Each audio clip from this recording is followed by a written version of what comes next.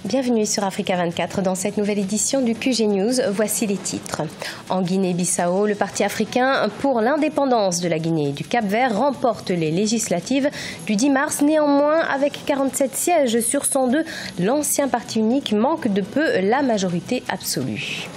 Construire 10 000 à 20 000 logements par an, c'est l'objectif que se fixe l'État ivoirien pour remplir son programme de logements sociaux et pour accélérer le processus. Le gouvernement lance un appel aux opérateurs internationaux. Et puis, la 6e édition du Forum international Afrique Développement se poursuit ce 15 mars au Maroc. Une journée axée sur le positif impact garant d'une croissance solidaire et responsable. En Guinée-Bissau, les résultats provisoires des élections législatives du 10 mars ont été publiés ce mercredi par la Commission nationale des élections. Le Parti africain de l'indépendance de la Guinée et du Cap-Vert arrive en tête avec 47 sièges sur les 102 que compte l'Assemblée nationale, frôlant ainsi la majorité absolue. Les détails avec Marcel Farba-Maroun. La Commission nationale électorale de Guinée-Bissau a publié mercredi les résultats provisoires des élections législatives du 10 mars 2019. Le PAIGC, Parti africain de l'indépendance de la Guinée et du Cap-Vert, au pouvoir, arrive en tête, s'adjugeant 47 sièges sur les 102 que compte l'Assemblée nationale. Il est suivi par le MADEM, Mouvement pour l'alternance démocratique, qui obtient 27 sièges, et par le PRS, Parti de la rénovation sociale, qui en a obtenu 21. C'est la première fois que nous avons eu de tels résultats avec le PAIGC depuis 1994. Avec 47 députés, cela ne lui garantit pas toute la liberté ou bien, ne lui donne pas toute la garantie de gouverner tout seul. Le PAIGC remporte donc le scrutin sans majorité absolue au Parlement. Prochaine étape, il va falloir former un gouvernement grâce à des accords conclus mardi avec de plus petites formations politiques qui ont totalisé 7 sièges. Madame, qui est une dissidence du PAIGC et du PRS, de l'ex-président Kouayala, qui avait été la tête de liste de l'opposition. Maintenant, le problème qui se pose, c'est que ces deux ensemble commencent à contester les résultats qui ont été donnés, qui sont vraiment des résultats très courts par rapport à l'enjeu, par rapport aux attentes du PAIGC. Les élections législatives du 10 mars suscitent beaucoup d'espoir chez les populations bissau-guinéennes. Elles devraient contribuer à résoudre la crise que traverse le pays depuis le limogeage par le président Vaz en 2015 du Premier ministre de l'époque, Domingos Simoes Pereira, chef du PAIGC. Ces résultats devront être validés par la Cour suprême. Climat politique tendu au Sénégal. La proposition du président réélu Macky Sall de réunir toutes les forces vives de la nation a été rejetée. La sortie de l'ancien Premier ministre et candidat arrivé deuxième à la présidentielle du 24 février est claire et sans équivoque. De son côté, l'opposition reste méfiante et doute des objectifs réels du chef de l'État. On fait le point avec Siamlo Victoria Sedji. Au Sénégal, l'ancien Premier ministre Idrissa Seck, arrivé deuxième à l'issue de l'élection présidentielle du 24 février, rejette l'appel au dialogue du président réélu Macky Sall. Ce dernier tenterait via cette initiative de décrisper le climat politique actuel en misant sur la participation de tous les acteurs politiques à l'effort de construction du pays. Le dialogue fait partie des soubresauts de la démocratie. Le Sénégal sort d'une élection qui avait suscité beaucoup d'inquiétudes. Mais aujourd'hui, encore une fois, le Sénégal s'est montré être une démocratie majeure en Afrique et partout dans le monde. Il croit aux vertus du dialogue, il croit fortement à la démarche participative. Toutes les forces vives de la nation doivent répondre à l'appel. Dans son discours tenu début mars 2019, le président sénégalais Macky Sall a promis faire des propositions dans le but de rassembler la classe politique. L'opposition, de son côté, reste méfiante et doute des objectifs réels du chef de l'État. Sur le plan stratégique, ils ont une certaine logique, mais en appelant au dialogue, il veut confondre, au moins semer le trouble au niveau de l'opinion, et en leur montrant, j'ai gagné, j'ai appelé au dialogue, mais l'opposition refuse. Donc je pense qu'il y a beaucoup de choses à dire. Est-ce que ce dialogue, c'est un véritable dialogue? Selon les résultats définitifs, Idrissa Seck, deuxième avec 20,50% des voix, a été dévancé par le président sortant Macky Sall, crédité de 58,26% des voix. Les candidats de l'opposition avait rejeté ce score tout en se gardant de tout recours, même jusqu'après les délais prévus par la Constitution. Les startups d'Afrique centrale à fort potentiel en termes de sécurité et de défense étaient réunies ce 13 mars à Yaoundé, au Cameroun. Une rencontre organisée à l'initiative de l'entrepreneur camerounais William Elong, créateur de la startup Drone Africa. Objectif, présenter aux forces armées de la sous-région les nouvelles opportunités offertes par le numérique. Reportage de notre correspondante Viviane Baoken.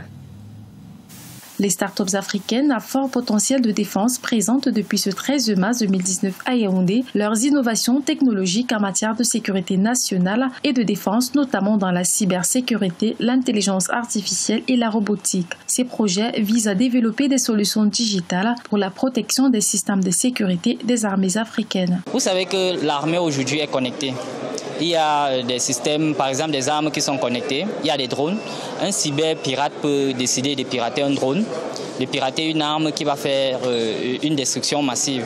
Et notre antivirus vient donc intervenir parce qu'il permet de détecter les cyberattaques contre les gouvernements, les infrastructures, les startups, des entreprises, toute personne possédant un ordinateur ou un smartphone. Aujourd'hui, la digitalisation des systèmes de sécurité des armées africaines a contribué à améliorer leurs performances. C'est par exemple le cas de la police scientifique de la gendarmerie nationale du Cameroun qui, grâce à ses équipements numériques, peut désormais détecter des particules insoupçonnables lors de la réalisation des autopsies. Dans la police technique et scientifique, nous utilisons par exemple une sonde endoscopique qui nous permet de rechercher des éléments, des microparticules dans les zones les plus restreintes. Nous avons également cette sonde qui nous permet, lorsqu'on a une autopsie, par exemple, de fouiller peut-être si c'est des traces, des balles dans le corps ou dans le cerveau de quelqu'un, sans toutefois endommager le corps. C'est donc fort de ces enjeux du numérique pour la sécurité et la défense que le ministre de la Défense, Joseph Betty Assomo, a annoncé l'accompagnement de l'État en direction de ces start-up à fort potentiel de défense. La Côte d'Ivoire lance un appel aux opérateurs internationaux pour relancer son programme de logements sociaux. À ce jour, sur un objectif initial de 150 000 logements, seuls 10 249 ont été achevés dans le cadre de ce programme à fin novembre 2018, soit un taux de réalisation de moins de 10%, tandis que la demande annuelle de logement est estimée à 200 000 unités. Explication Ange Bijou-Noménio. Les autorités ivoiriennes veulent concrétiser les projets de construction des logements sociaux à grande échelle d'ici 2020. Depuis 2015, seulement 12 000 logements ont été construits sur les 150 000 visés par le gouvernement. Le gouvernement fera appel à des opérateurs internationaux ayant une capacité financière et technique avérée afin de produire 10 000 à 20 000 logements par an. Aujourd'hui, les conditions sont créées pour relancer le programme de logements sociaux qui figure au nombre des projets prioritaires du programme social du gouvernement pour la période 2019-2020. Selon le gouvernement ivoirien, la relance du programme de logements sociaux se traduira notamment par l'accélération de la remise des logements aux souscripteurs. Cet objectif pourrait être atteint grâce à une mobilisation du financement nécessaire à la finalisation des voiries et réseaux divers primaires des cités en cours de construction. Il faut une disponibilité des terrains urbains. Le deuxième défi qui se pose, c'est le financement, d'une part de la construction de ces logements, d'autant plus qu'on sait que sur le logement social, la rentabilité n'est pas assez élevée. Sans des mécanismes d'accompagnement, ce n'est pas évident qu'on va avoir facilement les gens qui vont beaucoup investir dans ces domaines.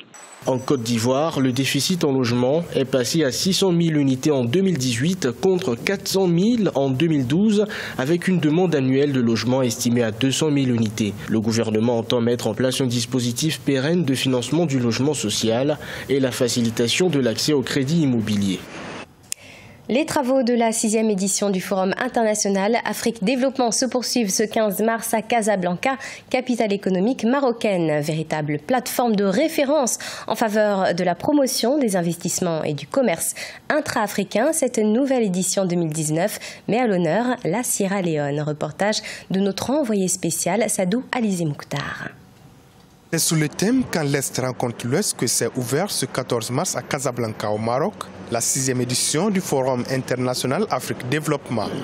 Cette grande messe des décideurs politiques et investisseurs africains met à l'honneur la Sierra Leone. Le FIAD 2019 se veut une plateforme de référence en faveur du dialogue, de la promotion des investissements et du commerce intra-africain. Un tel événement montre à l'évidence l'engagement du groupe Attijari Wafa qui a donné une opportunité aux hommes d'affaires du continent de se rencontrer, partager les projets et créer une valeur ajoutée pour les investissements au sein de notre continent. L'édition 2019 du Forum international Afrique Développement a mis en place un marché de l'investissement avec 8 pays à l'honneur. Une scène dédiée à une présentation dynamique à travers une série d'entretiens de porteurs de projets publics et privés adressés à des potentiels investisseurs. La question de l'approfondissement de l'intégration régionale, le développement des infrastructures, en particulier du triptyque énergie, transport, logistique, à travers le renforcement du cadre PPP, le passage d'une agriculture de subsistance à une agriculture business, la question du financement ou encore le développement d'un modèle de croissance inclusive. Des représentants politiques, gouvernementaux, des présidents de chambres de commerce et des agences de promotion des investissements et autres opérateurs économiques engagés en Afrique ont répondu présents à ce rendez-vous organisé par le Club Afrique Développement du groupe Attijari Wafa Bank. Ce forum qui est né en 2010 a rassemblé depuis sa création plus de 7500 opérateurs de 36 pays et généré plus de 17 000 réunions B2B. Ce journal a été préparé par l'ensemble de la rédaction. Merci de nous avoir suivis. Dans quelques instants, une nouvelle édition de l'actualité sur Africa 24.